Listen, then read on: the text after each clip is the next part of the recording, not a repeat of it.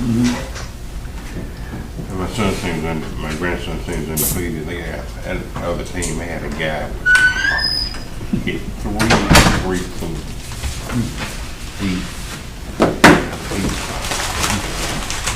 Somebody. I guess what I said.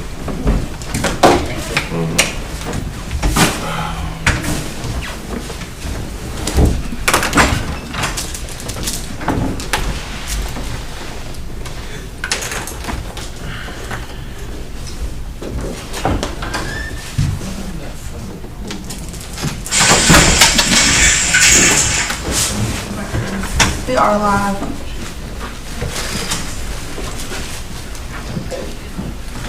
In absence of a mayor and a mayor pro tem, Tim, anybody like to make a motion to appoint someone in charge of decorum? I make a motion, Ryan Tucker. Second. Any discussion? Hearing none, call for a vote. Councilman McGrath. Aye. Councilman Middlebrooks. Yes. Councilmember Tucker. Well, I know what I want to say, but, okay, yeah. Councilman Reeves. Yes. Unanimous and such.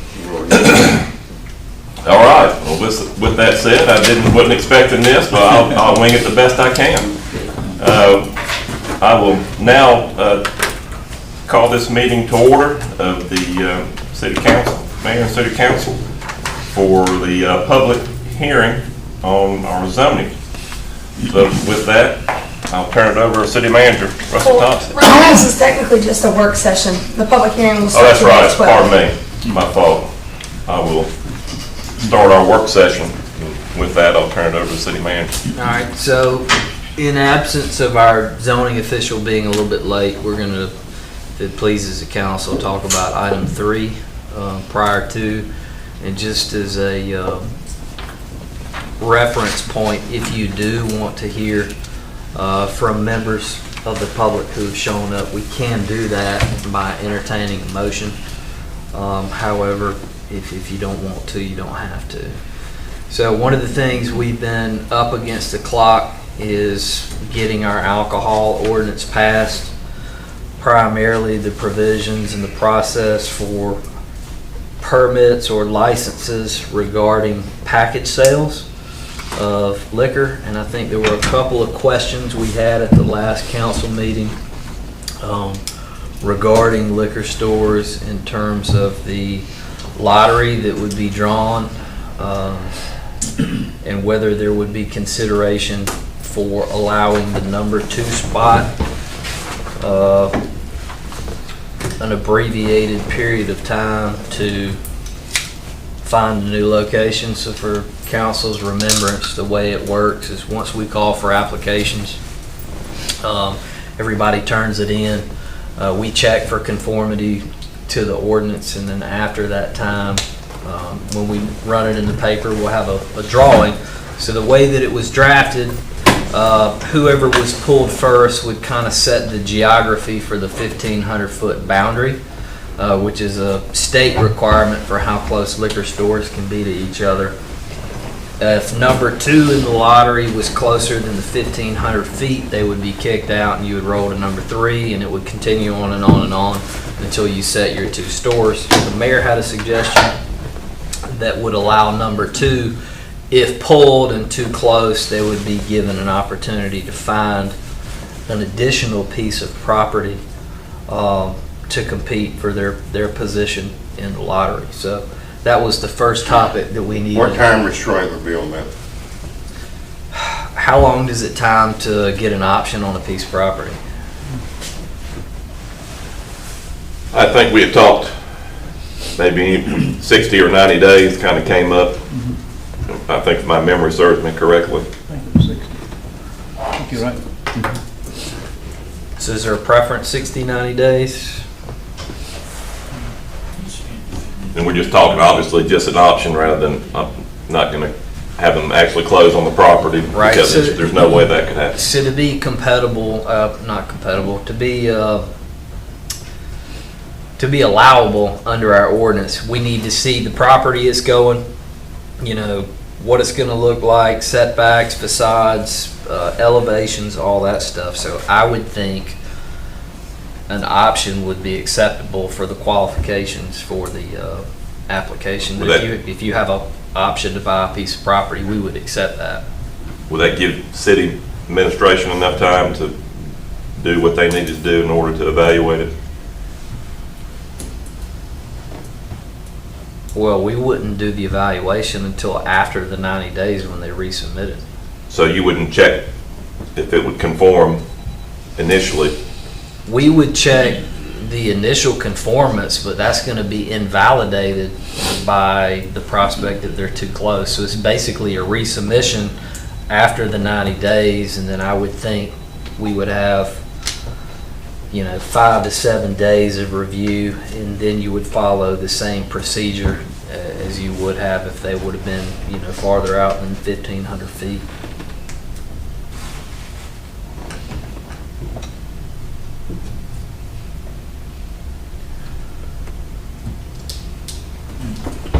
So is 60 days too much?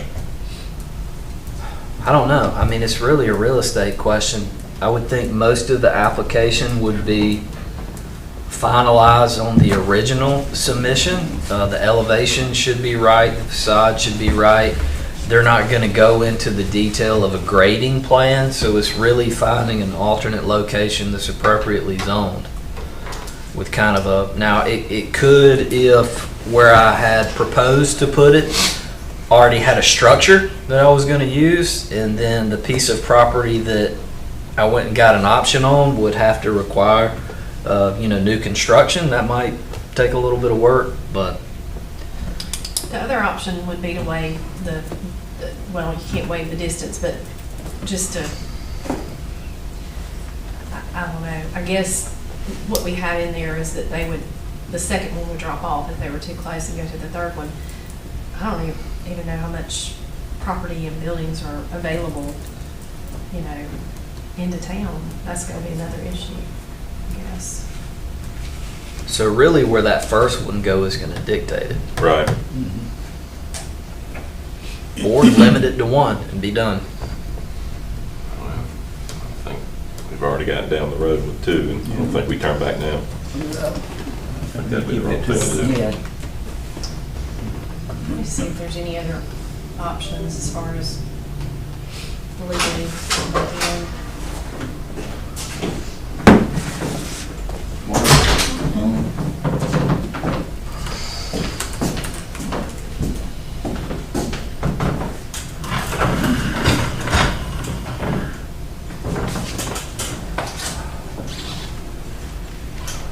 While DN is looking at that, the other question that we had regarding alcohol had to do with the application fee. We had talked about increasing that fee.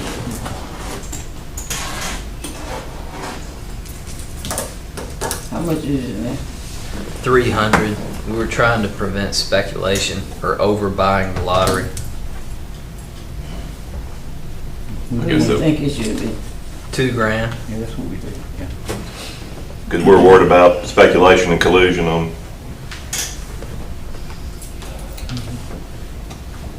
I think that makes sense.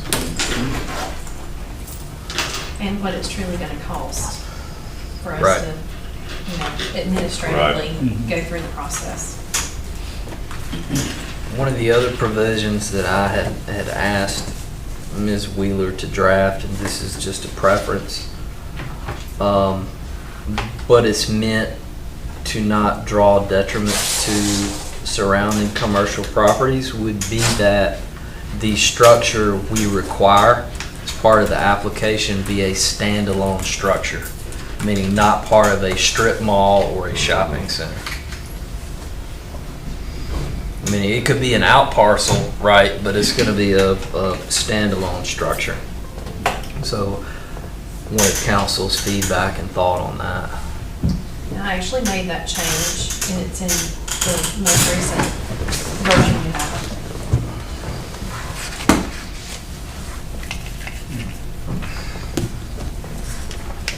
The zoning ordinance is the big one, and then there's an alcohol ordinance that's smaller and stapled.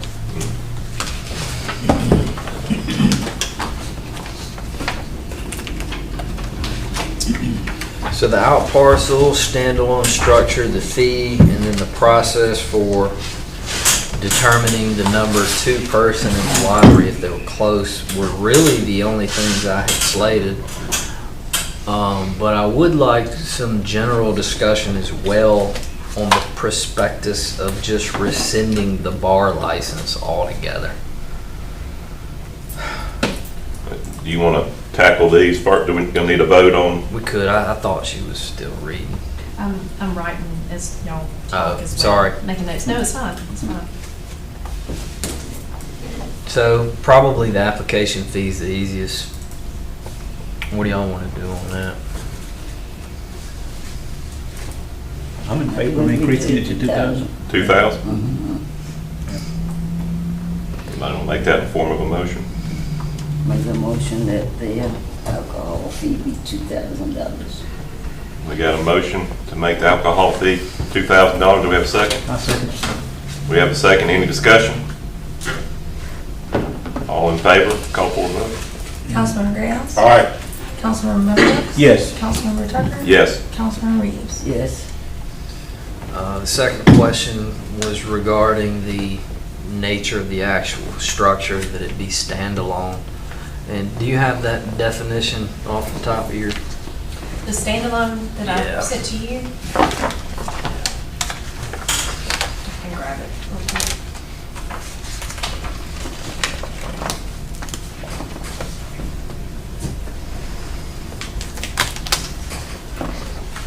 The building in which distilled spirits are sold by the package must be a standalone building. A retail package store cannot be located in a strip mall, nor can it be adjoined to a building in which other businesses are established or operated. Additionally, the building in which the distilled spirits are sold by package shall not contain any other business establishments or entities.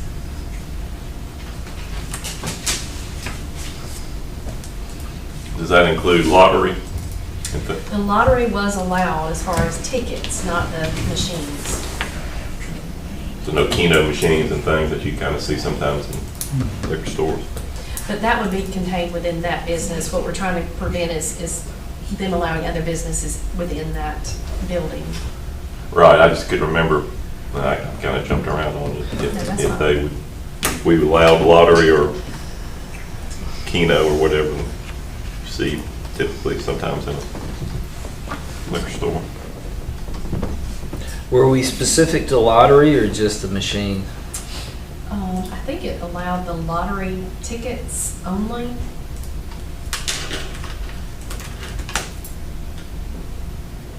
Find it.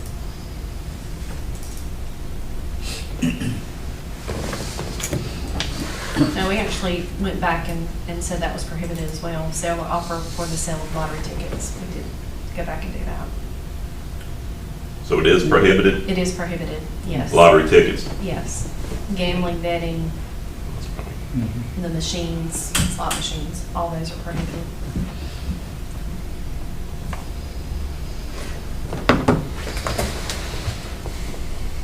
Thoughts on standalone?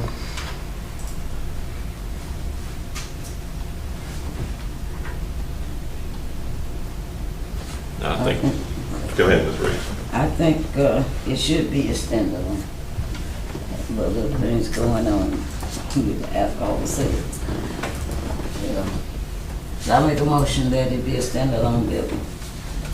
You got a Sale of motion, alcohol. we got a motion to make the requirement of the package sales be in a standalone building only. Do we have a second? I'll second it. Got a motion, we got a second, any discussion? All in favor, call for a vote. Councilmember Grayhouse? All right. Councilmember Middlebrooks? Yes. Councilmember Tucker? Yes. Councilmember Reeves? Yes. The only other matter was the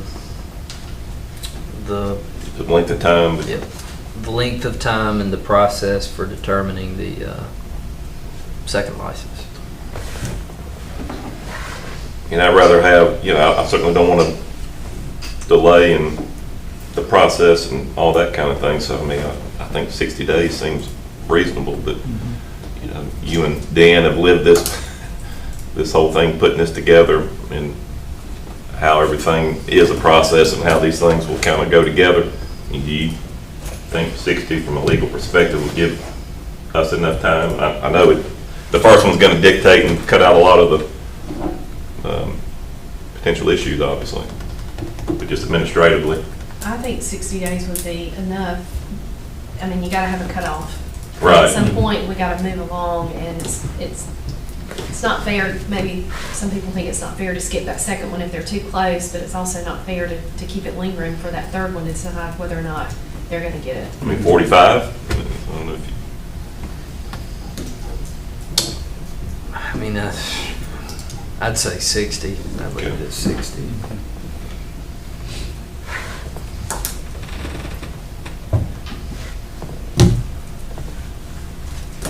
Is that your recommendation, 60?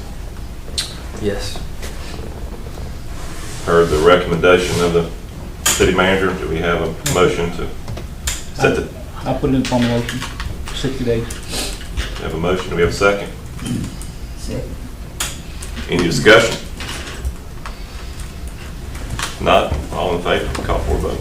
Councilmember Gales? Aye. Councilmember Middlebrooks? Yes. Councilmember Tucker? Yes. Councilmember Reeves? Yes. Mr. Vice Mayor, if it pleases the council, I would ask that items 1 through 4 on the agenda be modified to include potential action. Thank you. Okay. And also, I guess while we're modifying it for that, I know we do have some members, citizens in the audience that may have some questions or may want to address the council.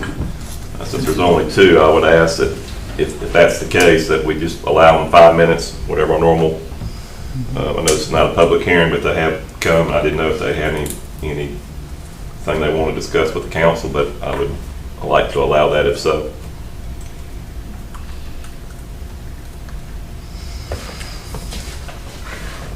So I guess we can add that to the agenda however you see fit.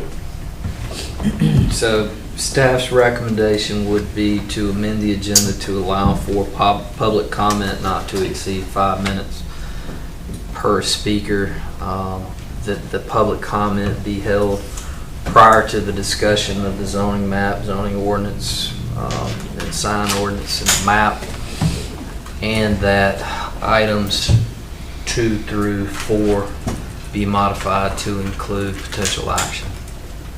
Put it in form of motion. We have a motion to amend the agenda. We have a second. Second. Second. Any discussion? All in favor, call for a vote. Councilmember Gales? Aye. Councilmember Middlebrooks? Yes. Councilmember Tucker? Yes. Councilmember Reeves? Yes. Mr. Vice Mayor, I had another vice.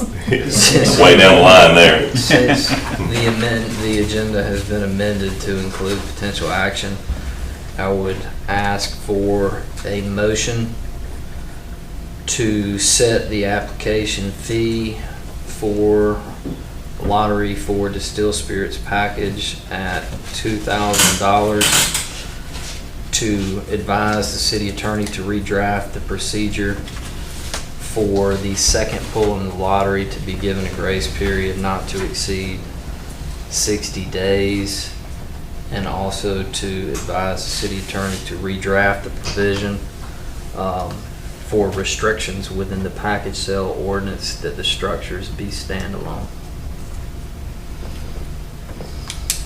Heard the recommendation of the city manager. Do we have a motion on those items? So moved. Second. Second. Motion and a second. Any discussion? Not, call for a vote. Councilmember Gales? Aye. Councilmember Middlebrooks? Yes. Councilmember Tucker? Yes. Councilmember Reeves? Yes. Public comment? Yep. Is there any discussion on the bar license, rescinding the bar license, or did we decide not to address that? It's up to council. The more I think about it, I don't know if we're ready for that. Now, what is it exactly that, So, under the old alcohol ordinance, to be eligible to pour on premise, 50% of your sales had to be derived from food. Our safeguard against that was we tied the food provision to the health department food service permit, right? So we knew if you didn't hold a food service permit, then you weren't in compliance and there was no eligibility. Well, that was a little draconian, right? Cities have kind of changed their thought and process with pouring of alcohol. So we looked at backing that down to where now 50% of your revenues did not have to be derived from the preparation of the sale of food. We just said 50% of your sales can be derived from any other source, excluding, renting your property. So that opens the door to a madrid of businesses who can now apply to get an alcohol license, and they can serve on premise. The bar license went a step further, and it took all the governor off and said, you don't have to sell anything but alcohol, right? If you want to just be a bar, you can just be a bar.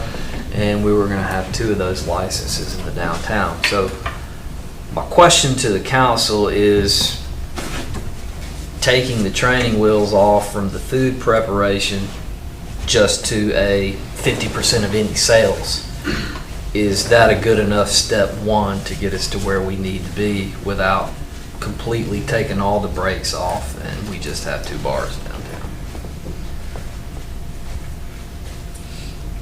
How are you gonna regulate public service issues? With what? Public service, public safety issues? With bars? Yes. Well, that goes part into it, right? So I'm asking, do we need to rescind the provision to allow bars, meaning we would not have them, we would not permit them to be eligible to pour liquor or beer. You still had to derive 50% of your sales from some other metric.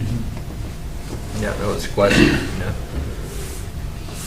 So eliminate that potential permit altogether. But in its current form, or I guess I should Right, say because amended, I guess. one of for the a better things I word. look at when I think of a bar, I normally think of something like you see on Cheers. Maybe they got some pool tables. We got the chandelier lights. You go in, you're meeting with your friends, you're having a couple of drinks. But I know the popular thing to do now in Thomaston is to have an event center, right? Where now an event center can't really get a permit to pour because they have no method of deriving revenue other than renting the property, which we've specifically excluded from the revenue calculation and the eligibility portion for holding a license. So now if I take the brakes off and I have an event center downtown that gets a bar license, I've got a club. I've got 2 of them.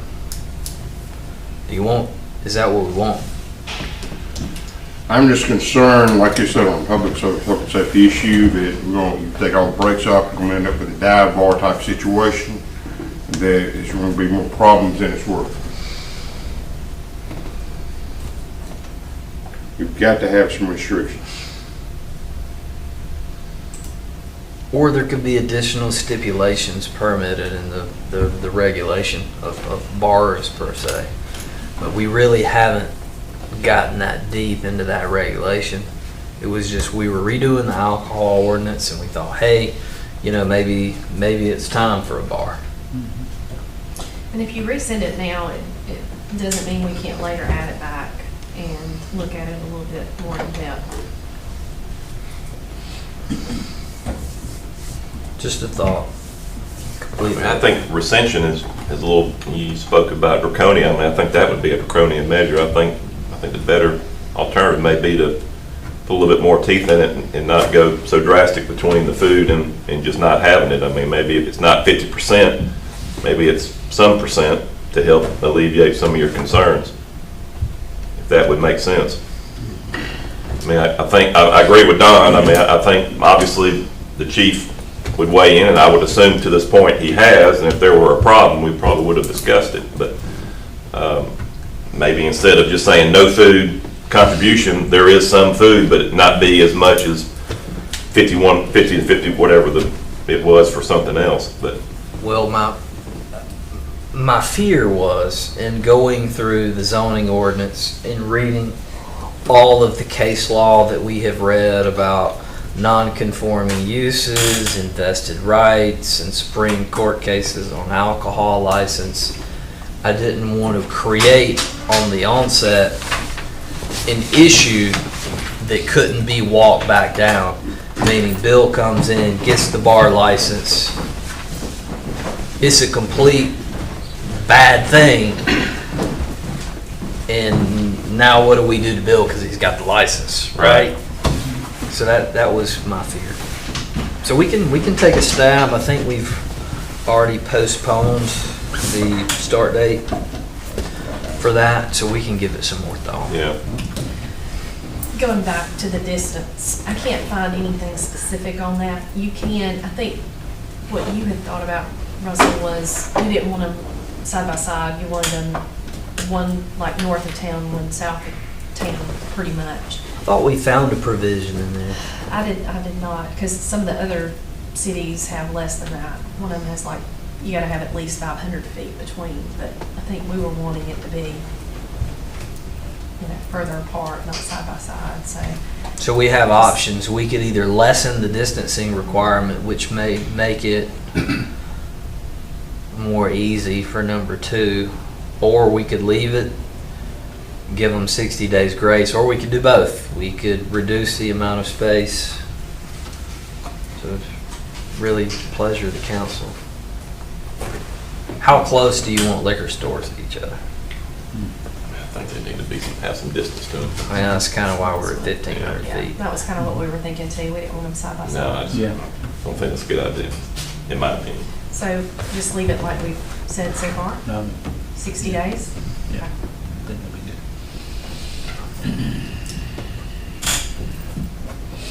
good. Also, since the Mayor Pro Tem has joined us, is it proper that I relinquish my vice mayor duties and relinquish them to the Mayor Pro Tem, who is certainly much more astute in conducting said meeting? But I you make a did motion. an excellent job. Well, thanks. I second. I'm sorry, No, that's okay. I had jury duty, so No. they got everything settled for today. so. Good. I don't know, since he was walking in, I don't know if that would be fair to dump it on him. I was kidding, but I can certainly. You done an excellent job.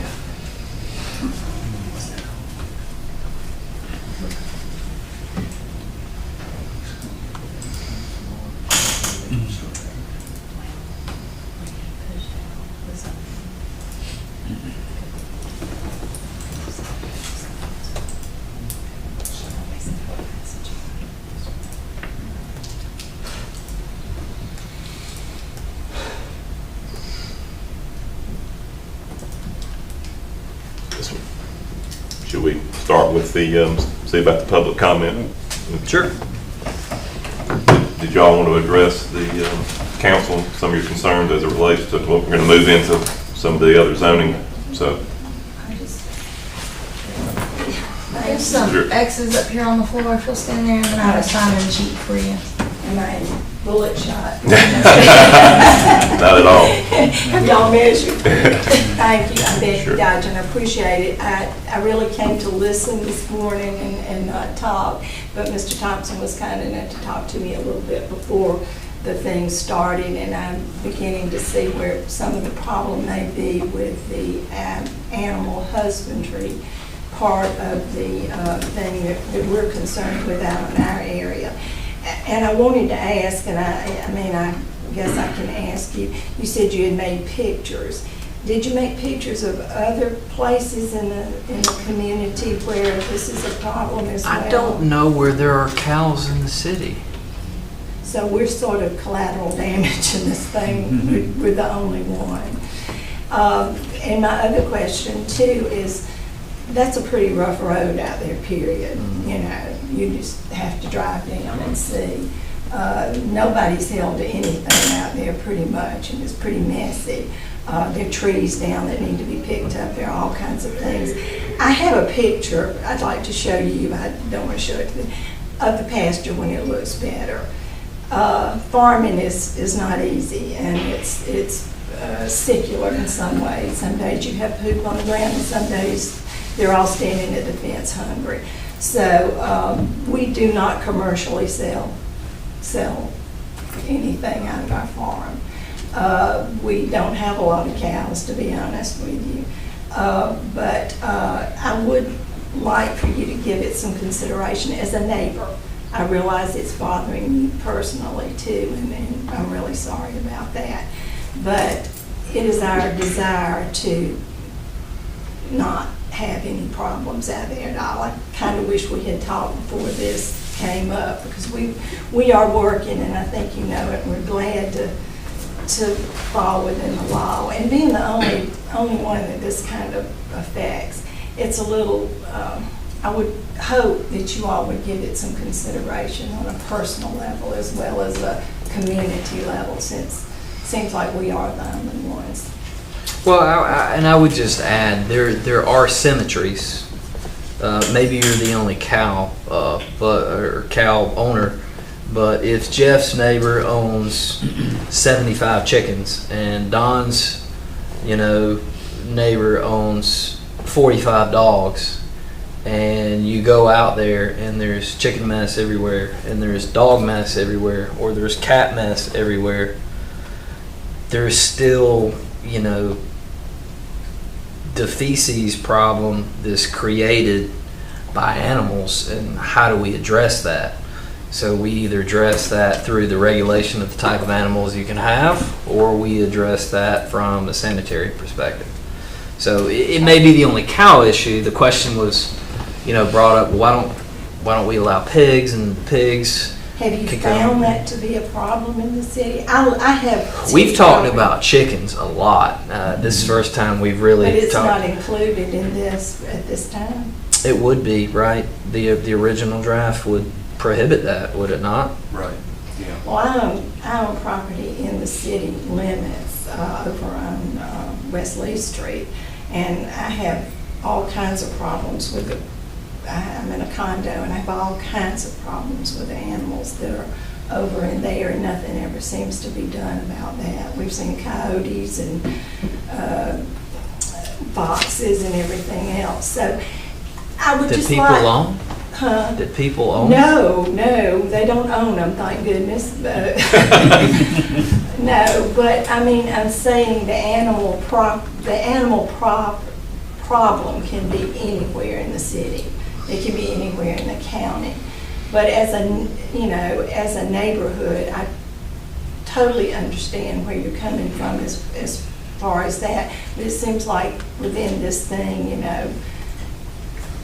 we can work on things like that and not totally be driven out of something that, is, like I said, we got 34 acres out there. All we could do is divide them up according to the new ordinances into tracts and things like that, So that's just my statement. I mean, I hope we can work together. What road is it she's talking about? She mentioned about a particular road. So, Cobbtown Road is county road. Everything south of the right-of-way is city. Everything north of the right-of-way is county. And I would like to mention that Doug has been very helpful too. When we had some questions about our voting privileges, they will not let Wayne vote in the city. We've had that. That's you need to talk to the county election Yeah. person, Well- because we have some parcels where actually the parcel's cut half city, half county, and the resident may be in the city, but they won't let them vote, and so. That's kind of a problem as well. But Doug was able to locate somebody that day on the phone who was able to tell him that at some point, everything below, I believe it was after 420, was in the county. So Do you have somebody- those? Do you have those legal I can't remember who documents? you called. You don't. Who did we call that day? It was somebody at the tax commissioner's office, wasn't it? No, it wasn't the tax Was it commissioner. upstairs? It was upstairs. Yeah, upstairs in the tax commissioner's office, somebody. You said she really knows everything. I can't remember her name. But anyway, she said everything after 420 had been put in the county, and she knew when, I think. So there's some confusion. There's confusion, and we're willing to do our part. In the end, were they saying that you weren't they saying that We were in the county. that you were in the county? Yeah, so it's a mess, and it's a mess when he goes to vote, and it's worth looking into, is all I'm saying. I hope you all will take into consideration that there's some issues out there, and we are certainly willing to work with our neighbors to be sure that things are, Do you know who you would talk to? Yeah, I'll find out. See if they have a copy of the de-annexation agreement. Thank you. I think Thank 5 you. minutes is all. Mr. McMitchell? 16. Fire and chief, are you gonna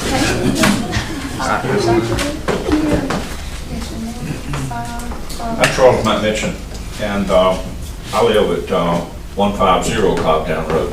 She's at 426, and if you look at your present city map, 426 theirs is on your city map, and it's scheduled to be changed from R1 to ES2. And if you look at your city map, you'll see that the city goes all the way out to the road that comes back around to the backside of our lake. And they had a fire at their house some time back and called the city fire department, and they didn't want to come because they thought it was in the county. Did they call the city fire department? Or they Yes. call Call 911? 911. That's a county function. That's not the city Okay. fire And department. I just called 911 the other night. I had a problem with some people coming into my property, and they said, "You want to talk to the deputy?" I said, "No, I want to talk to the police officer because I'm in the city." And they, we're trying to get the idea out to everybody that we are in the city. Right. Because we pay city taxes, we have the city pay for the garbage and everything else. And, For the garbage. yeah, so, and I think we're just now finding out a lot of the changes that y'all are looking at. And I would think that there's actually a lot of people within the city that still don't know that y'all are going to be making the changes of the ordinances and to the properties that you are changing. Because looking at what you're doing on us as far as changing us from R1 to ES2, the things that you're listing that are available or permitted under ES2, I can see our taxes going up a lot because of just the various different things you're changing. Number one, you're going from, on R1, you could have 3 houses per acre at 1,000 square foot. And now you're going to 1 house, 1,800 square foot for 2 acres. And just immediately, to me, that's going to be a big change.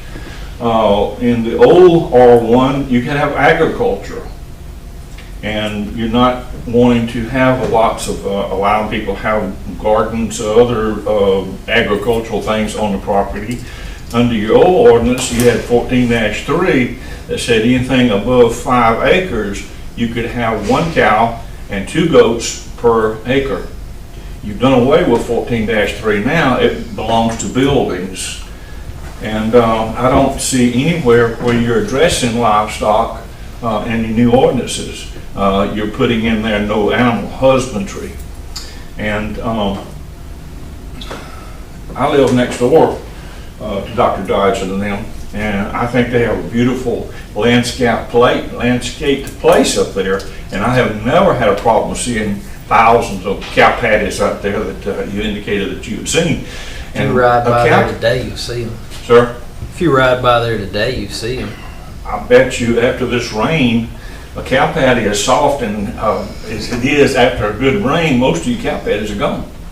And that makes good fertilizer, and of course the things that go straight through a cow feeds other animals that are around that come in there, the birds and everything else that feed off of cow patties.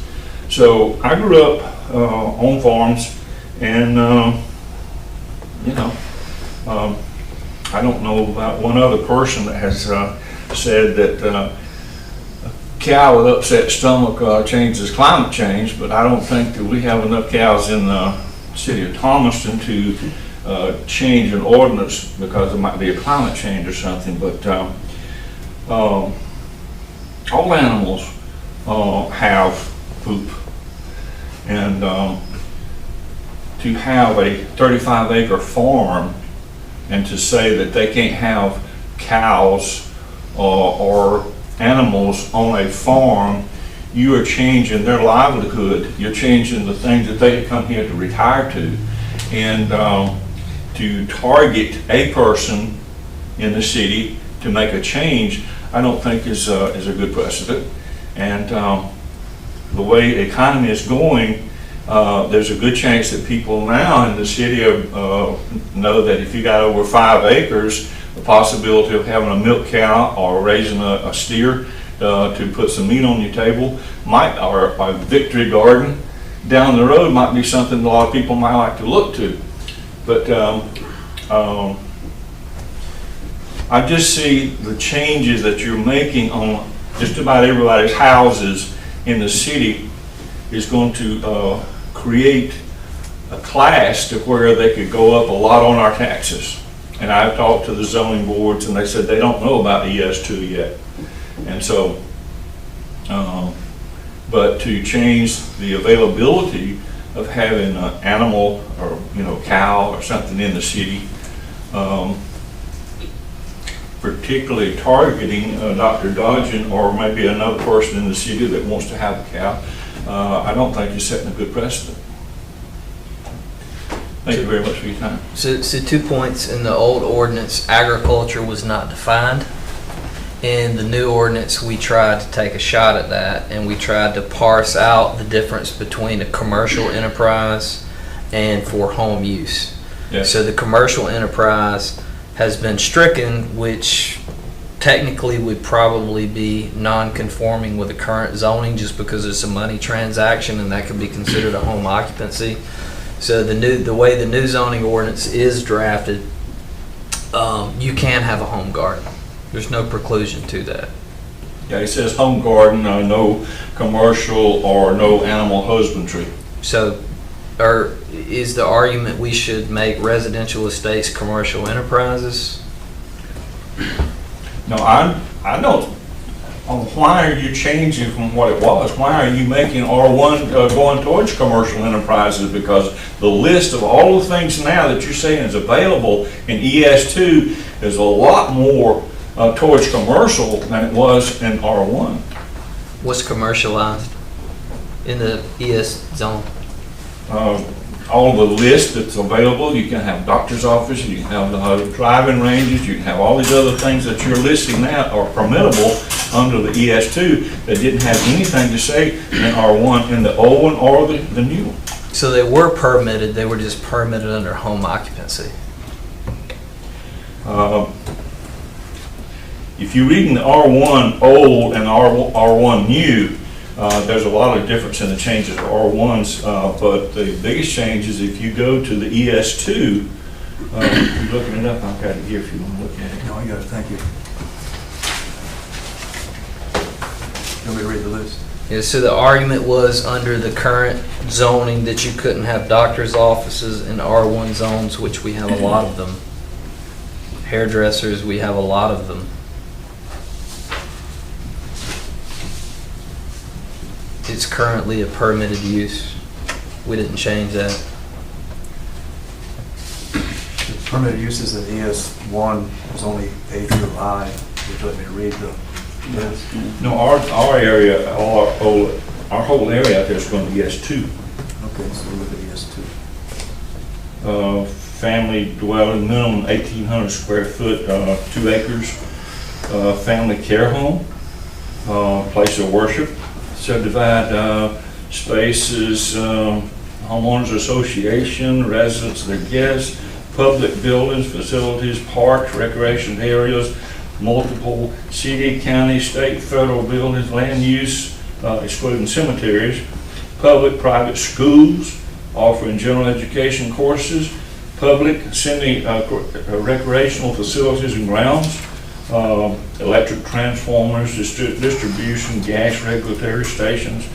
Does that mean like the natural gas up there or a regular gas service station? Regulator stations where they drop the pressure. Okay, so it's not up on that corner, it's in the county, but, so you couldn't put a regular commercial gas station out there in Correct. East Palm?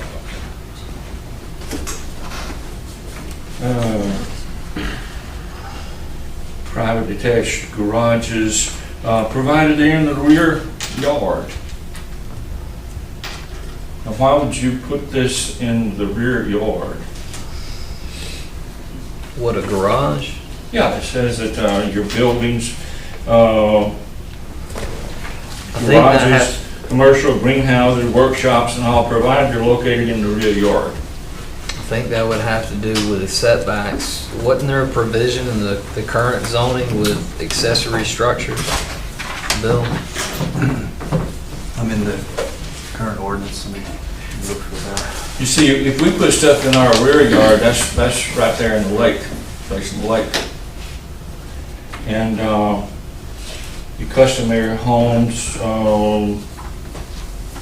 you can have physicians, dentists, lawyers, artists, musicians, architects, engineers, swimming pools, garden plots, provided commercial crop production and animal husbandry is prohibited. A special person put a golf course, driving range, short-term rentals. So there's a lot of difference of what we're going to in this ES2 as to what it was under the R1. And the only thing I can see that you're going to do is create, like I say, another class where we could just go up, because your other O1 said you could have family dwelling, 1,000 square foot, architects, church, got it on Main Street, buffer, customary garages, multiple buildings, private, state schools,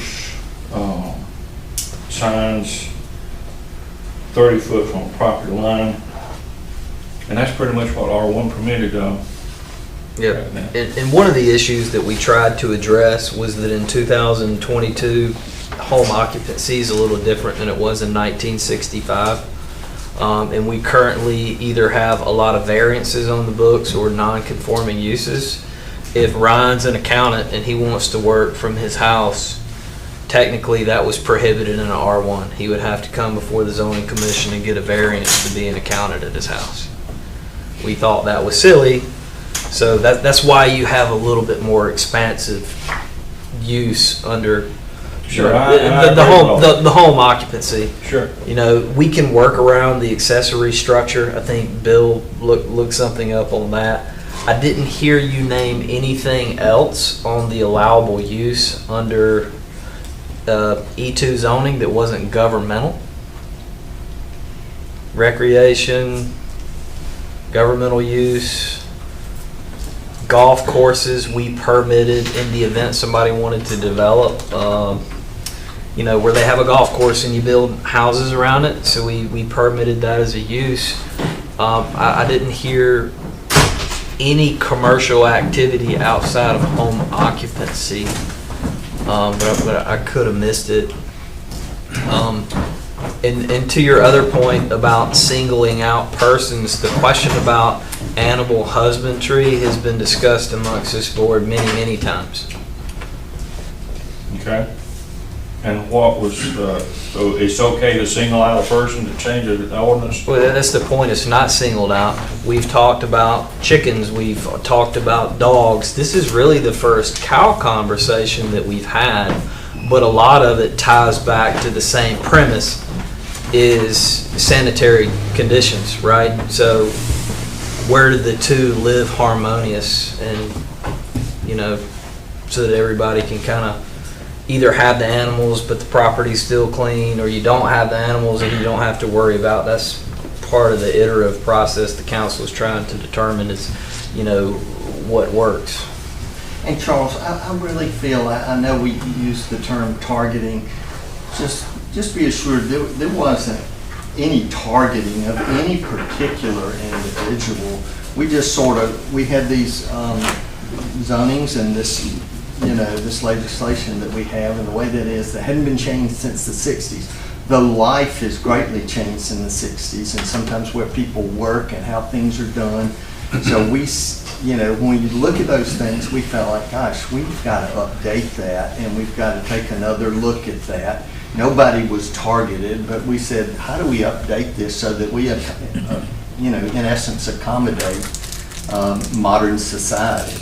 And so we went back and looked at it, and again, we have these hearings, and we appreciate y'all being here and taking the time to be here. We have these hearings so people can come in and say, well, gosh, I didn't realize this, but nobody's targeted. There are people that are affected in different ways because of this, and that's why we have these hearings, but It's a little hard not to feel targeting when pictures have been made of your property. Well, it was a sanitation issue, Yeah. which really doesn't have to do with zoning. It's already in violation. I understand, but it's a little hard not to feel that way when, they're taking pictures of of our property, and that's it. I mean, it's just really hard not to feel that way. So your problem is basically not having a cow there, it's not having cow patties there. The sanitation issue, right? So if per the ordinance, he can have, 50 goats, should he have to clean up after the 50 goats? Or is Could it that just? not be part of the thing rather than eliminating it? Couldn't it? Certainly it It's could part be. of that it's kept to a standard. Right. As soon as you have a rain, the majority of those cow patties are going away. And when they I have a picture where they're not even there, but Yeah, that's I know. no big deal. it's never been a fly problem, it's never been an odor problem, it's never been anything. And like I say, I'm just right down the street from them. And it's beautiful to look at their house up there, from the lake and see their house and cows. And they had some horses out there for a while, and I think they're selling horses. But it's a beautiful, beautiful farm. And like I said, when Doc's got a tractor and a bush hog, and when they go over and bush hog it, majority of that, and I'm glad you brought up the anthills, because anthills are a big problem. And it used to be a county, state, federal, whatever, where they flew around and put out seeds and killed the fire ants around in the area. They haven't done that lately. In which I noticed the ant hills earlier the year that they were a lot bigger, so I figured it was going to have a colder winter. So they are pretty good in winter. Well, we appreciate you. Thank you very much. Thank you for your concern, and with that said, thank you. Thank you. We appreciate it. May I say that we need to be very careful here. We're talking about property rights versus legislative land use. Change for the sake of change is not always good. We need to look at this because you're dealing not only with homeowners and property owners, but this is their business. We're impacting their businesses also.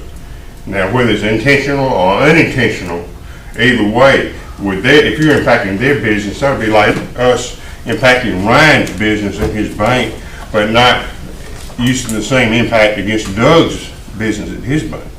So we need to be very careful of what we do and make sure that we consider every area here and make sure we make fair decisions. Thank you for your time. Couldn't agree more. Anything else we need to?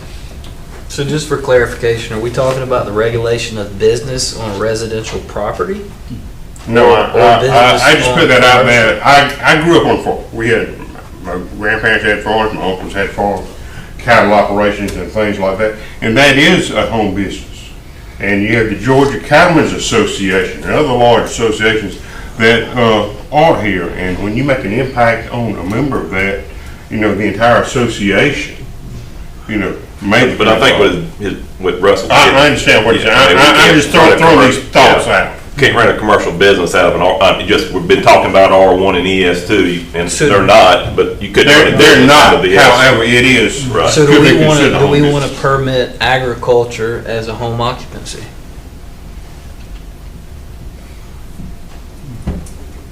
Well, I think at that point, are you running a commercial business out of a residential zone?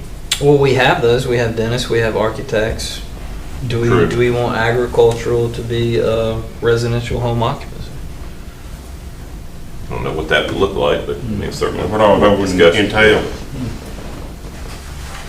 Again, I'm just posing questions. I want us to have a full understanding of what we're doing before we make a decision. And I'm sorry if I just had one, but I don't think the average person knows the possibility and probability that when you change all of their residents and houses in the city, and it goes from R1 to ES1 or ES2, is a different classification, that the zoning is probably going to come back with a lot more taxes. And I don't understand that particular concept, because the taxes, Russell, jump in if I'm not, is set by millage, not by zone. I mean, how could... So the question would be, what changes in the ES1 and the ES2 zoning district would increase property owners' taxes Property versus values. what exists now? Yeah, and the values. Well, Give one example. That's what I'm saying. As far as all ordinances before now, you got R1. ES1 and ES2, as far as I know, didn't exist before what you're doing now, right? They were created in 1996, but yeah, they were. But to my point, give me one example of some permitted use in the current zoning in ES1 or ES2 that would cause your property taxes to increase. I think just by having a new, creating a new area and putting everybody in there would be subject to zoning looking at that what is permitted that you're going to be able to do. I mean, you're going from a house that's got 1,000 square foot to required having 2 acres and 1,800 square foot. I think that they're looking at that whole area, property values and taxes are going to go up just by permitting. and I don't want to continue the debate between, you know, I'm sorry. and that's okay, but I mean, in the sense of, to me, if a person who's got a 1,000 square foot house is not going to be charged with going and adding 800 square feet to their house just to conform to the new zoning because they're in ES2. Now, if somebody goes and builds a new house, should this be passed in its current form, it's my understanding that at that point, you know, their value could go up because they built an 1,800 square foot house, and but it's not going to be them being penalized as it sits here today. Yes, sir. So, I mean, I don't understand, that's why I brought it up to Russell, there's nothing that's in there now that if it were passed in its current form is going to increase one's taxes just because they go from an R1 to an ES2. But everybody that builds a new house in this ES2 are going to be required 2 acres or 1,800. So therefore, their taxes are going to be based on that. And if you're in ES2, then that's going to bring other people's values up to that same. But that's a millage question rather than a zoning question. Okay, so I mean, Correct. okay. Yeah.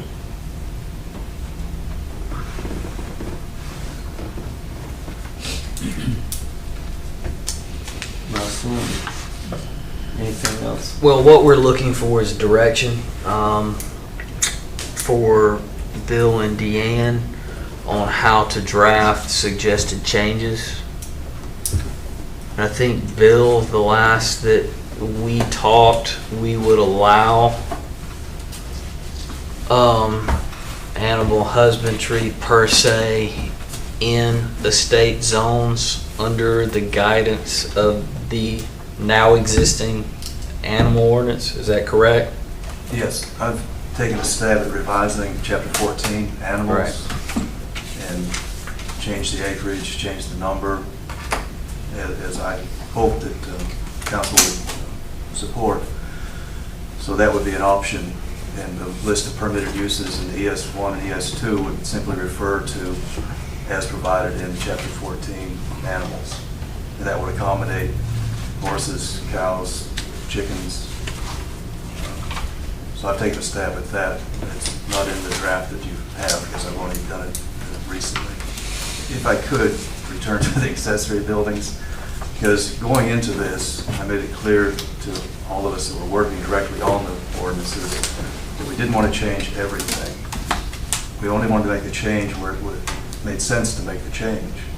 And if I could, just read from the existing R1, customary accessory buildings and structures, including private garages and non-commercial greenhouses and workshops, provided they are located in the rear yard and not closer than 5 feet to any lot line and not in any front or side yard.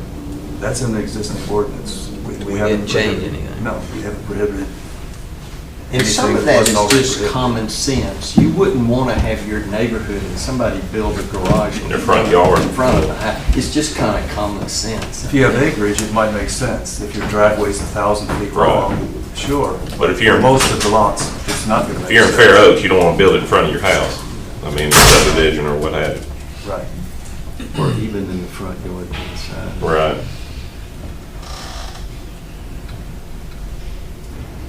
On the square footage, when y'all kind of approved the suggestion by Russell that we would go to 1,500 square feet, I assumed then that I would proportion for the other lots. So I went, in the draft, I went to 2,200 square feet in ES2, 2 acres, 1,800, which was originally 1,400, but 1,800 on the ES1, 1 acre. But in the conversation we had this morning, he said that we didn't talk about anything other than R1, so that's why I made the adjustments proportionally based on lot size. But he said that the intent was to just have 1,500 square Yeah, feet that's how I across the understood board, it. which is fine.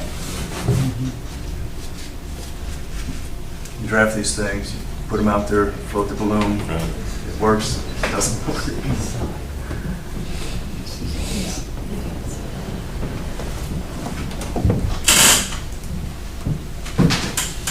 I'm not sure what the structure was today. I assume you all have questions, like specific questions. Yeah. No, yeah. Explain a little bit about, some of the uses in, there's a lot of question obviously about R1 as it exists today compared to ES1, ES2 in the proposal. Can I give you the history, the background? Sure. Maybe that'll be good for everyone. So ES1 and ES2 were created in the 90s. My understanding, largely with exemptions and inducements for for developers who wanted to build on the periphery where city infrastructure was not already ran. So normally you're going to require connection to public water, public sewer, et cetera, et cetera. You want storm drains, storm pipes, all that on your road.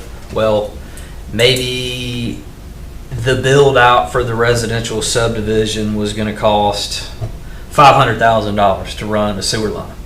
Well, that's not really feasible for a developer to eat that cost. So they said, okay, well, what if we make minimum lot sizes bigger because we're going to permit the drilling of wells and the permitting of septic tanks on a lot. We don't want to have wells and septic tanks on really small lots in close proximity, so we're going to create these estate subdivisions that are bigger. And because we're going to let them have septic tanks and wells, we're also not going to require them to have stormwater systems, curb and gutter, and all that stuff. So we go from a traditional highly dense R1, R2, smaller lot size into residential as the city's growing, where there's not city funds to run, water lines or sewer lines. We're just going to let the lots be bigger. So in the 90s, it was designed to create residential districts that could be incorporated into the city without the city having to run, long runs of very expensive infrastructure. You could still have the residential units come in. The problem was that even though it existed in the current ordinance, it wasn't reflected in the zoning map. So you have these subdivisions that, per the old code, could not be subdivided or anything. So you come in, now you want to subdivide your lot or something. We don't have any zoning to tie that to. We have to go back to the original permit of when the estate subdivision was classified as a metric to determine what you can and can't do on your property. So it wasn't really clean. What Bill did and what the suggestion was we've already created these building regulations for this type of residential lot. Let's go on and make that part of the zoning map so it's referenced. So the estate subdivisions did exist. They didn't exist in zoning. They existed in building regulations. We just combined the two in the new zoning. So there's no less or more So- uses per se, and it's So to the question the gentleman asked earlier, he was correct in that there was a correlation of the increase in square footage that you minimally could build in the estate, and that was correlated to the lot size. But what I've asked Bill to do is make that 1,500 yeah, he square meant while you were foot gone, he, symmetrically across the residential district. So there should not be any difference in R1, R2, ES1, or Okay. ES2 other than the minimum lot size going forward. going forward. So Russell, you just created ES1, ES2 to accommodate. No, they were already created. Yeah, they were already created, Yeah. but not on the zoning. They were not, it was not a zone, Yeah. it was a building regulation. And so to go back to what Ryan was saying earlier, there doesn't seem to be a connection that because it is zoned ES1, ES2 versus what it previously was, Or- that would change the millage rate It's on not, that. but if it's an issue, just rezone it back R1 and just keep it in the building regulation. We could do that. We just thought it was cleaner for the zoning to actually reflect.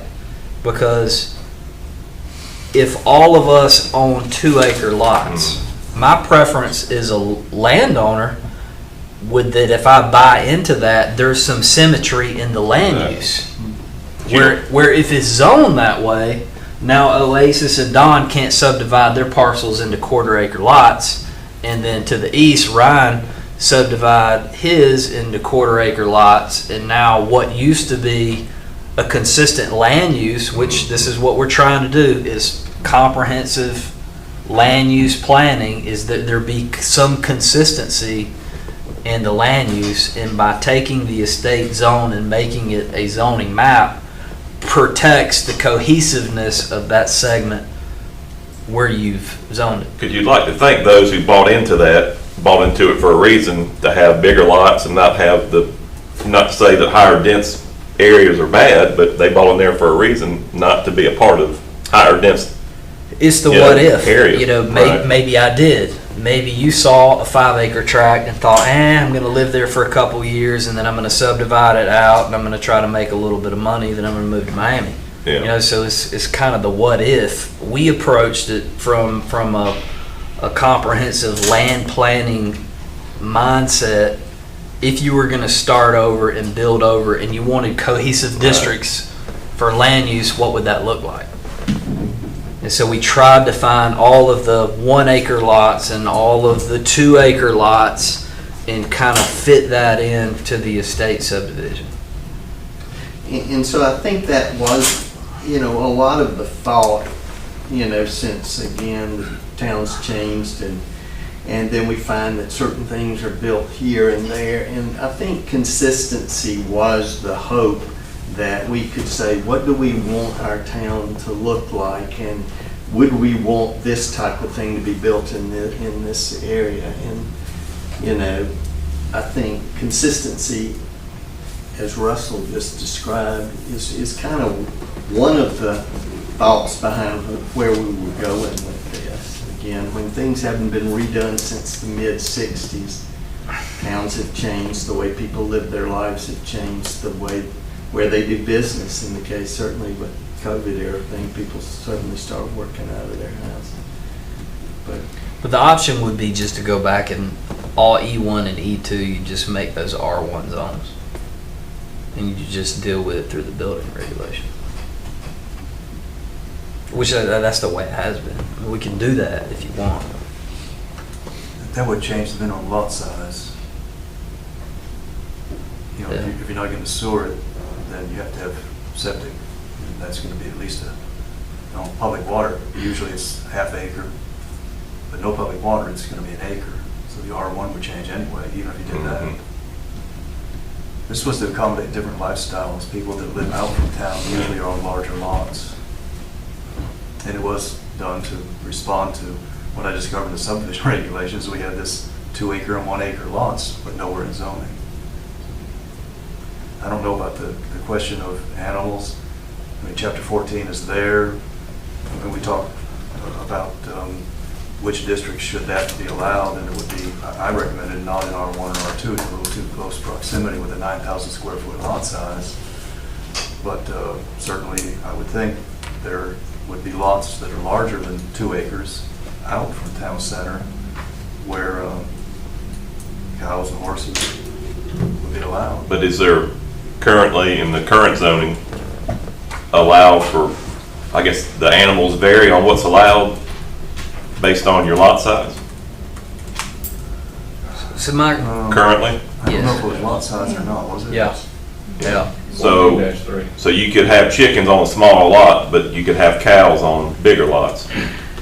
That's not, I was just questioning. I think it was 5 acres for cows, so you gotta have 5 acres Right, to I have a get- cow, right. and then you get, Or pigs. or, no, pigs were prohibited, you couldn't have pigs under the old, So when could you have chickens under the old? anytime. No matter, so you could have Any size. an eighth of an acre, and I'm being facetious, but I mean, there was no regulation as to lot size to chickens. But the argument's gonna be, if you're in conformance with the sanitary code, what does it matter?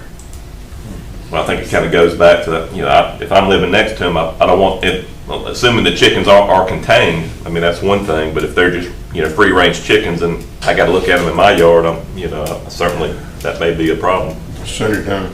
So let's say we're neighbors and I have 10 chickens and they're fenced in and it's clean. Is that a problem? I'm gonna ask a question. How does this impact you, That's a good Mr. question. Austin? I But tend- I tend- that is the question. I tend Yeah. to think it's probably not a problem We have, unless it smells. Yeah.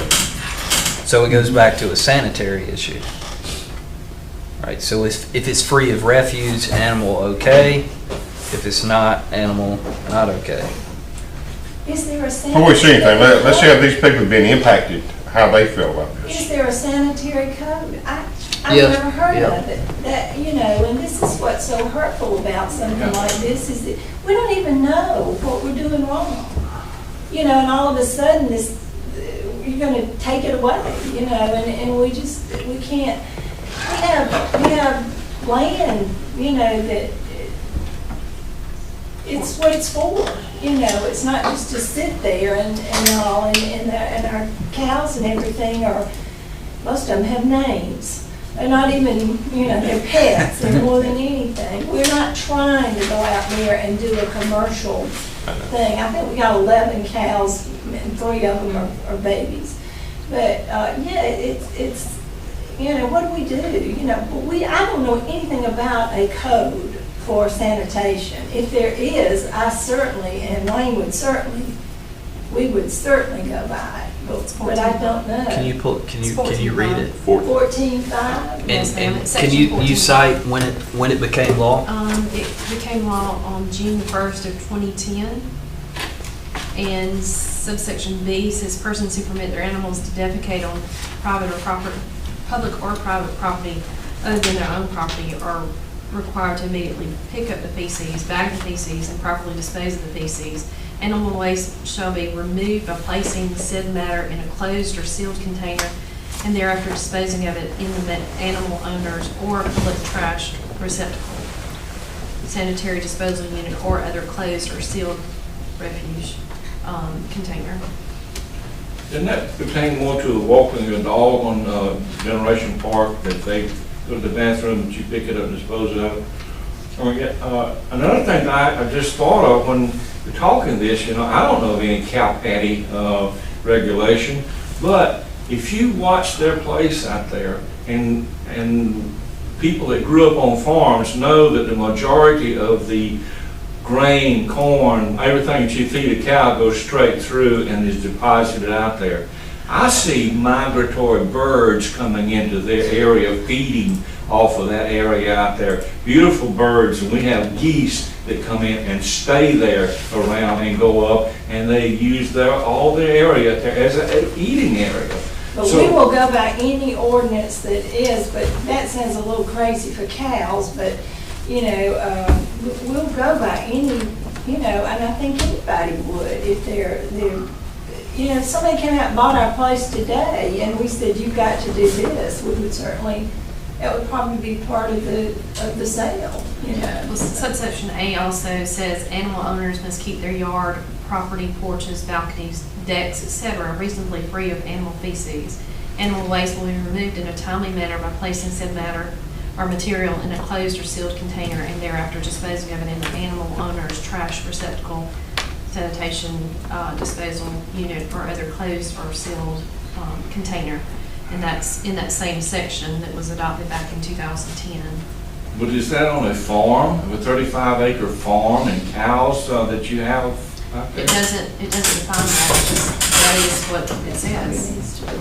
I just say the migratory birds and the other animals that feed off of that grain is sort of a byproduct of what all goes on out there. And like I say, if you know about cow patties, once it rains, the majority of it dissolves. Anything, all you got left is just That's the law in the city. They are separated from the house. They're not in the same, we don't live in the pasture, and those cows don't live in our yard. And Charles, I think generally, that's the law in the city and has been since 2010. I think when we think of farms, you generally think that it's probably outside the city, so nobody's ever said you gotta clean up poop.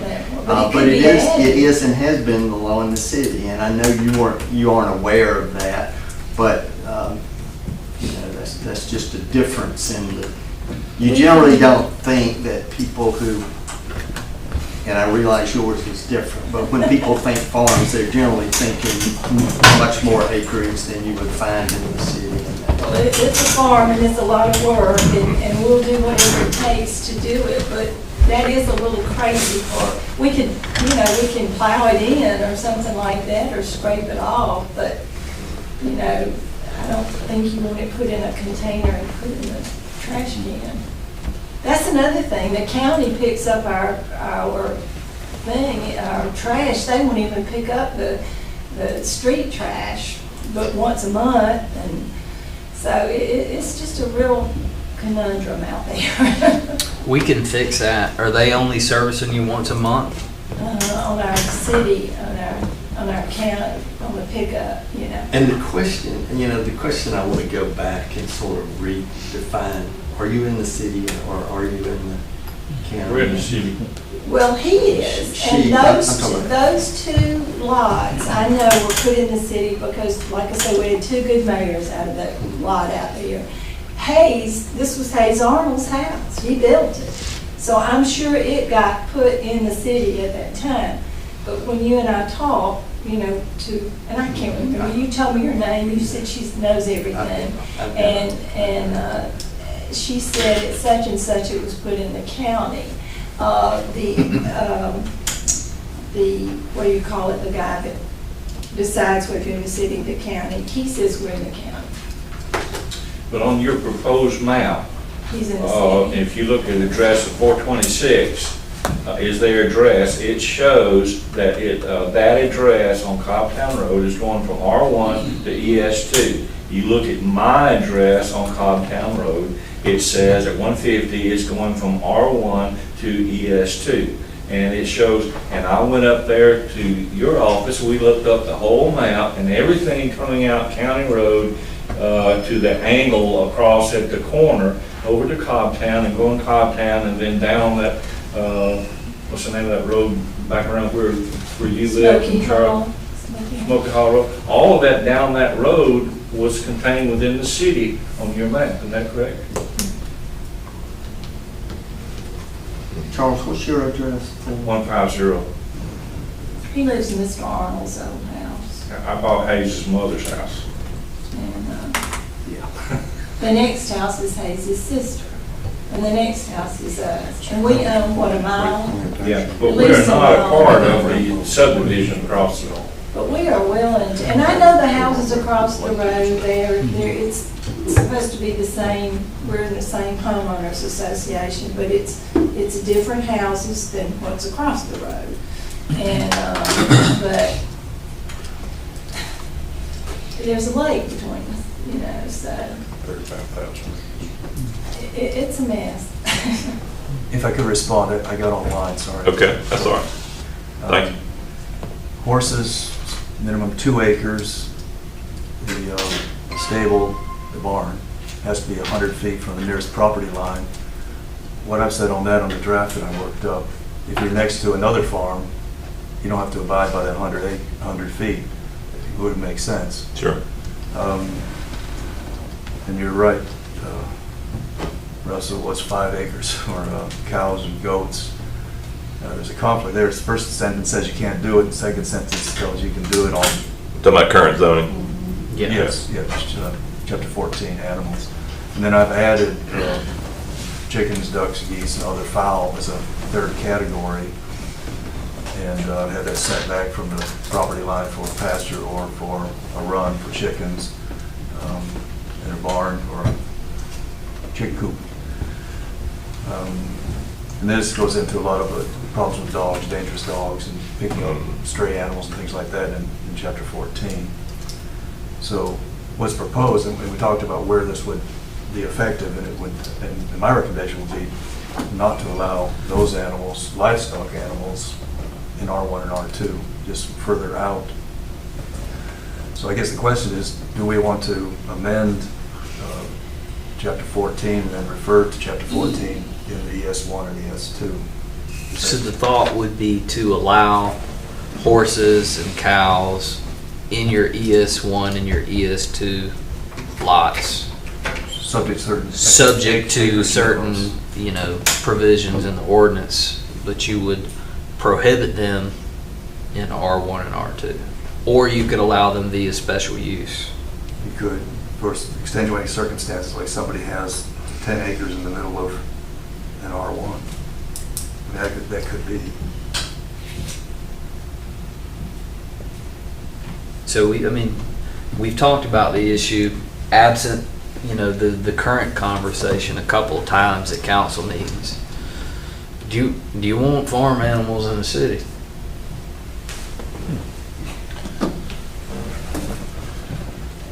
I guess my answer would be it depends.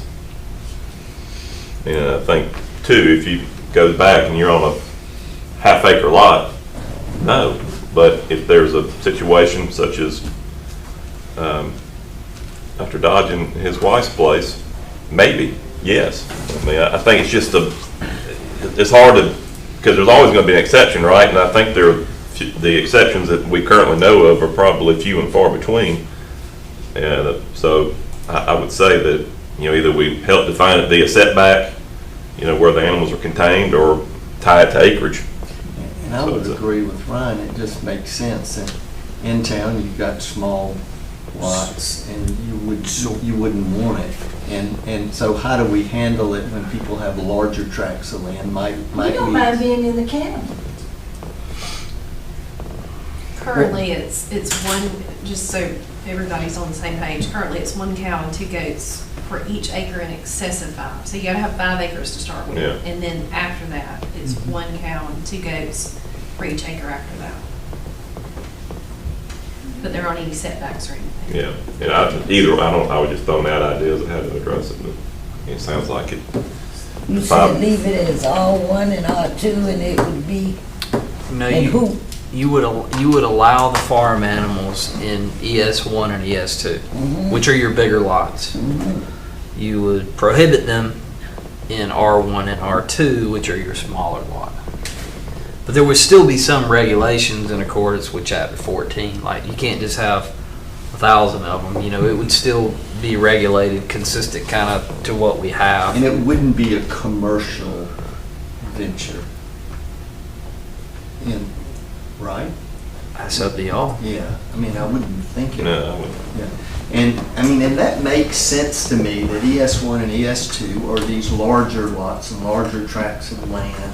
The question is, what do we allow? And again, this is the purpose of all this, is to discuss it and say, well, how does it affect, you know, I mean, you've come in and said, gosh, we've had this, and, you know, and how do we want it to look in the city?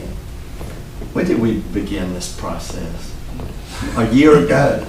Or a little longer than that. I remember seeing that. So it's something that's been going on, and now we're down to the, I think we addressed it when Joel was still here. I remember specifically. yeah, I remember instances where people had animals or chickens or something, and we've had discussions over time. Most of that It's road what- there is in the county. You Say don't again? have to be in I remember the county. Yeah. You can put us in the county, if we're not in the county. I mean, you know, it's, But you'd have to have spotted to do that, because it's city on both sides. I can just make 2 points real no. quick. Yeah, please. What I've added to this is no slaughtering or other processing. Say it again. I'm sorry. No slaughtering or other processing, because you'd be, I don't know about Thomaston, but I do know about other cities where people on R1 lots are killing chickens and goats. And the offal from that, and here come buzzards. I mean, it's just, Right. and the other thing, if the cows are out there, you got 30 cows, and they're all pets in name, what's the difference between that and someone who doesn't name their cows, and they call the truck after so many months, and they go to the slaughterhouse? I'm not sure I see a difference in whether it's commercial or whether they're just pets. I mean, there's still farm animals out in a pasture. I mean, I guess if there was a situation where somebody did have a big farm like that, and I'm sure a big truck, I'm sure you've seen, or you may not have, when you go and take something such as a cow to slaughter, it's not a U-Haul you go rent and go do it. It's these large gooseneck, you know, cattle trailers are huge. And a lot of times it's on a semi, you know, when you got a lot of them. So obviously those, you're not going to be under the cloak of darkness on that. I wouldn't think that would be a problem. I mean, I can't say it's not going to happen, but I don't see that as a problem currently. That's just my Well, opinion. since it is an urban, semi-rural area, we could allow up to a certain maximum. I forgot the number I've used for the maximum, I think it was 20. Yeah, and I That would think that, preclude someone having hundreds of head of cattle. well, I think the ratio that we've got now, I don't think, is that too problematic? I mean, it was, what, if you have to have 5, and then it's 2 cows per acre after 5? One. 1 cow per acre after 5? Is that Section 14.3 is what he's talking about. Yeah. Current. on the current? It's 1 cow and 2 goats for each acre after the first 5. What about chickens? It doesn't say, let's see, the chickens are further up. I didn't see chickens in there. 14.1 mentions chickens, just says that they can't Right. run at large. Yeah. Yeah, they gotta be contained, I guess. They can't just run on your neighbor's. I don't think that makes sense. But, How many acres do you all have? 34, isn't it? 34. 30. And the house, like I say, they don't live in No our roosters either. No yard, roosters. and we don't live in their pasture. Yeah, It's yeah, divided up into pasture and home. Like, it's not all one open area. There's fencing between them. And Doug, I'm sorry to butt in, but you're talking about if you're going everything back to R1, and then if you had 5 acres and availability of a cow, something, you're going to ES2, could you have an ES2 in the middle of R1s?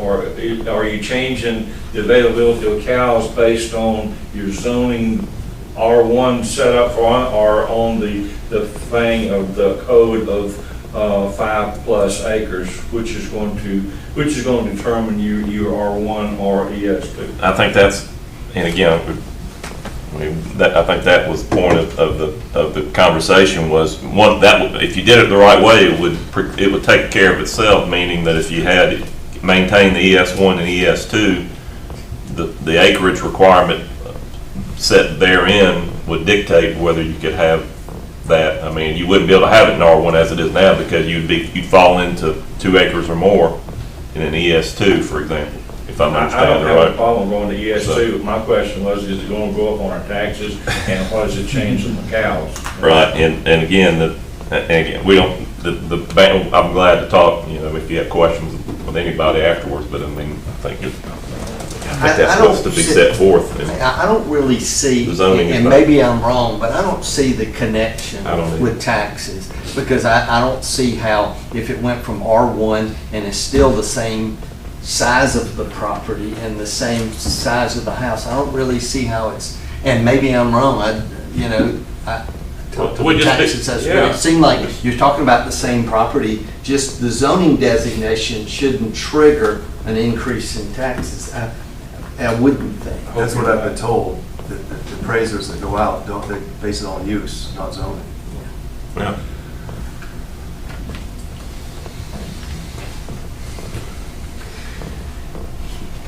Any other questions? So we need to make decisions. What do y'all want to do?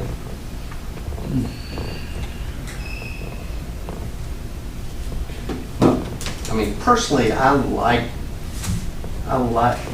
the idea of having R1 and R2 to have those smaller, and I like the fact that we've done ES1 and 2 to sort of designate bigger tracts of land.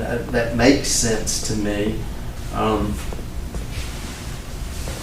Now, how to deal with the sanitary issues is, I just kind of, I kind of feel like we ought to give that a little bit more thought and say, let's think about this, because it is something that affects people. And then I want to go back and determine Find out where we are. where you are. Yeah, I agree with Doug. We need to think about this. We've had many discussions here today. We need to think this through before we make a final decision. But of the things, of the issues that we've got, this is certainly drawing the most attention in this hearing. When is our next hearing of public? We have one today at 12. At 12. Then we have another one on the 25th. Yes. At 10? Yes. In the meantime, I can share the draft of chapter 14. I like to think I've rationalized the text, but that's what I'm proposing, at least, if you decide to go with that. And right now, if you don't do anything, it's allowed. I mean, it's already part of the city code. What's allowed? Keeping horses. Yeah. So if you do nothing, it's still allowed. All right, but is there a sanitary regulation tied to it? Well, there are sanitary provisions at 14.5, which I've read. And it specifically says animal owners. So it doesn't say farm, it doesn't divide that up. And, we've got, I just think that's something we got to think about a little bit, like, how are we going to handle that, because there are laws on the books that admittedly you weren't aware of. So this didn't change that. No. It just, and again, I want to walk over to the tax assessor's office and say, do you see this change in the zoning designation, do you see that having any effect on taxes? I don't think it would, but I don't want to, I'd like to have him say. They're so high now, what the heck, No, I think taxes are gonna go up no matter what, whatever, we live in a country right now where taxes are gonna go up, they don't ever go down. Yeah, we're talking about property taxes, and that's not federal. I know, but still. We've been pretty That's pretty not our doggone concern. good We need over to the know last where few we are, if we're in the county or the city, we're willing to go into the county, whatever. And we need to find out about this thing so we can, like I say, if we'd known our neighbor was having a problem, it would already been taken care of, but we didn't know that. So we are very willing to take on these, whatever sanitary conditions are required. And I will say, thank y'all both again for coming. This is the way things get done, and this is what's good about the fact that we live in America and we live in Thomaston. And, you know, I don't want you to think that you were targeted. These are just things that have needed being changed for a long, long time. And when you do that, issues come up and people like you are good enough to come and say, hey, let me just explain to you how I'm affected and how others could possibly be affected. Thank you all for listening. That's how it works. Would it just make some sense for, I mean, to kind of digest all this and kind of, I don't know if I'm prepared to make a decision, you know, personally, to think we need to kind of Yeah, talk about this a little more. And the connection between, I think Charlie's gonna come at 12. He said he had some more information on dry cleaning business, I think, and we've already made some revisions back and forth, so I think there's more conversation to come. So the goal was, I'm working on the zoning map right now. So the goal was to have the public hearings to get as much feedback Right. as we can, to get the draft in a final form as can possibly be, with a final form map as can possibly be, and then have one final public hearing after all of that is done prior to adoption. So for anybody that hasn't heard, I understood it was at least mentioned to council yesterday. We were looking at trying to adopt the ordinances, the zoning, the sign, which is part of the zoning ordinance, and alcohol on March the 1st. And having this work session today and 2 more public hearings this week, it was going to make it hard to hit that deadline. So we decided to extend it out until the first meeting in April, which is April 5th, and have another public hearing, what is it, the 22nd of March? And that it would be in its final form at that point. And just to add, the proposed draft zoning ordinance and the proposed map with the land use has some methodology behind it, and we gave it our best shot. But the elected body needs to be comfortable, right? If there's more leniency in one particular facet or whatever, you know, we as staff need to know that. We'll draft it however you see fit. Well, to go with nothing and produce what you did as a first run, I think y'all have done a fantastic job, and I think this is part of the process. You have to start somewhere. And I think, as Doug said, to have input from the citizenry on their concerns, I think is part of that overall process, and I think we're doing our best as a body to accommodate and hear that, and, you know, personally take that in. I am taking into consideration as we move through this, because you know, we can't think of it all. Yeah. But I think you've done a great job as a first run, for sure.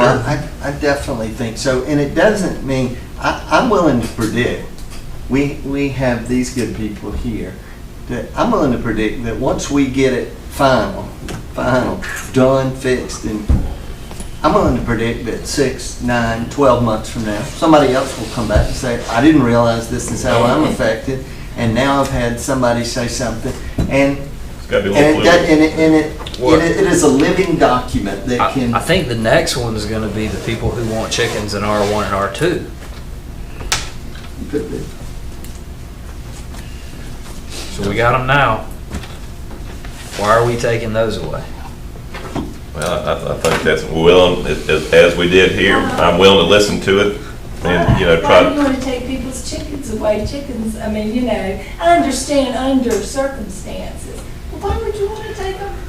Somebody wants to raise a few chickens. And one thing I will say is that people choose to live, and there's an expectation when they live in a certain subdivision that there's going to be a consistency to what goes on there. And I remember when we had passenger pigeons, that conversation about it. And but there's an expectation, and they want some protection of that expectation. And I think, admittedly, if you had a small subdivision and, let's say, just to pull out a thing, Cedarwood Lane, where the condos are, and let's We say. go by policies. Yeah, well, and let's just say that, or where I live on Greenwood. We're kind of sneaky ourselves. We don't want to live, I mean, That's- we that's keep our place like we can live in. So you know. can sympathize with what we're thinking. How It's not that. do we It's just- limit what is out Give there? us the opportunity And- to do it the right way. Yeah, and how do we build consistency? Because then that person says, well, heck, you know, one of the thoughts somebody says, well, it ain't done like that in this part or out in the county.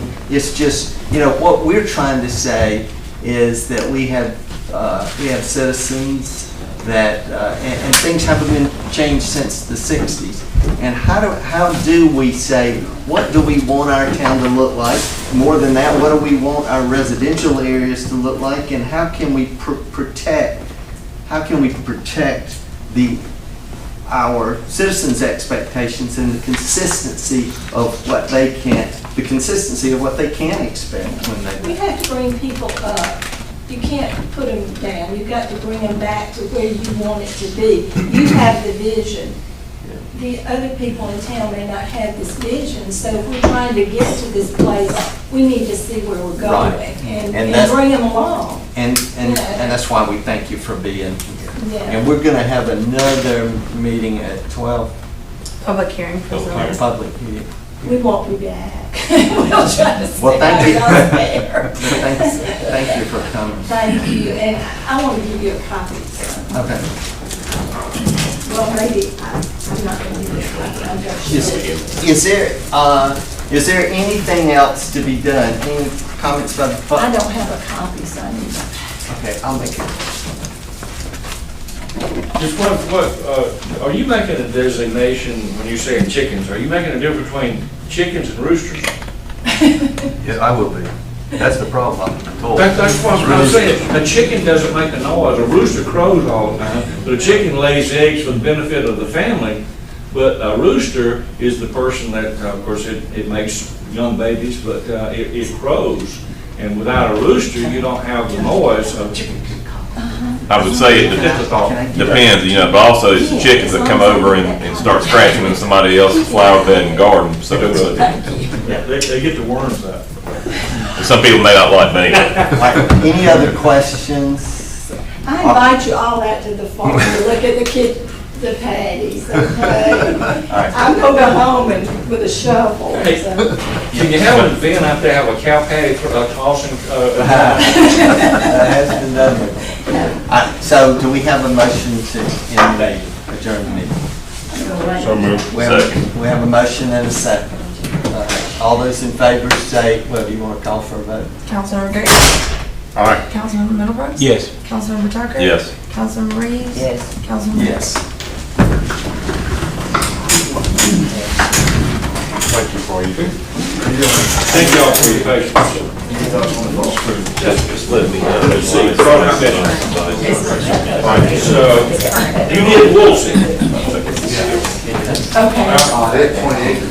You want us to try to get it somewhere? Well, they got a meeting at 10:30 I was gonna go to. I'm trying, are you going over there? No, I won't be there till 1 o'clock. Okay. But have you seen the city hall? No. The rebuild of, I don't know what, I guess the general school. Yeah.